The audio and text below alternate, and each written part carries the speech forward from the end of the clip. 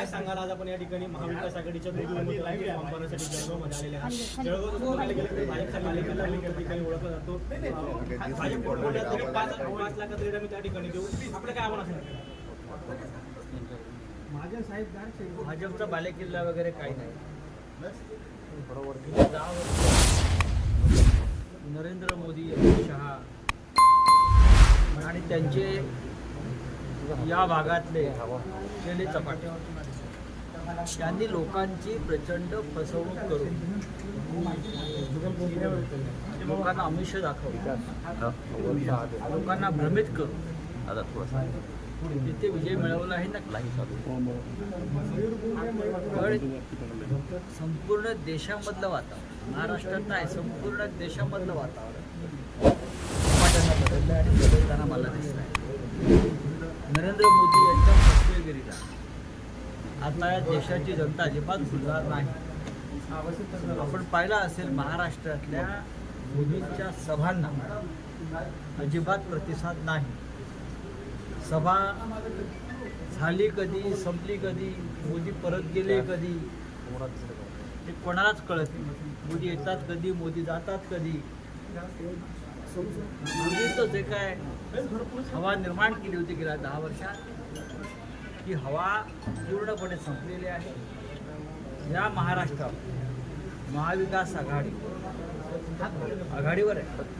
आणि खान्देशचं म्हणा तर जळगाव असेल, रावेर असेल, नंदुरबार असेल, धुळे असेल, दिंडोरी असेल, नाशिक असेल, या सर्व जागांवर महाविकास आघाडीचे उमेदवार विजयी होती हे मला स्पष्ट दिसतं. उद्धव ठाकरे यांचं संतुलन बिघडलं आहे, मी संयमाने बोलतो असं म्हणतोय उद्धव ठाकरे, एकनाथ शिंदे असं म्हणतात.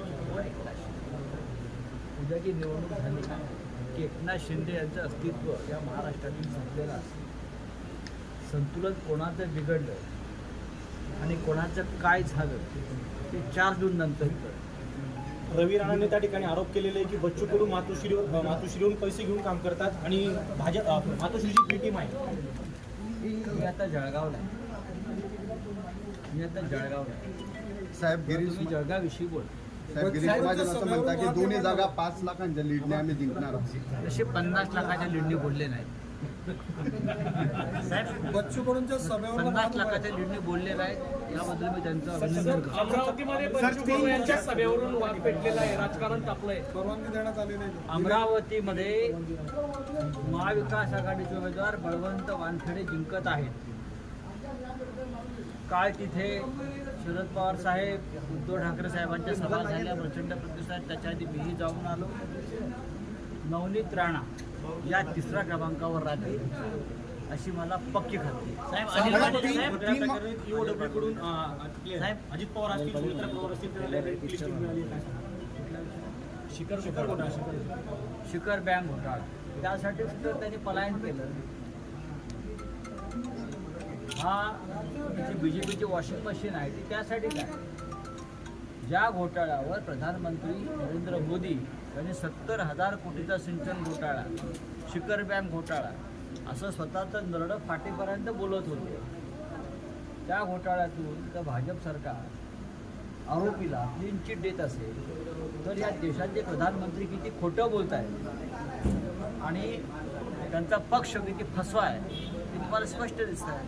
मोदी जी का कहना है कि कांग्रेस की सत्ता आई तो मुसलमान जो समाज है वो हर जगह बैठेगा करके. मोदी जी के कहने पर विश्वास मत रखें.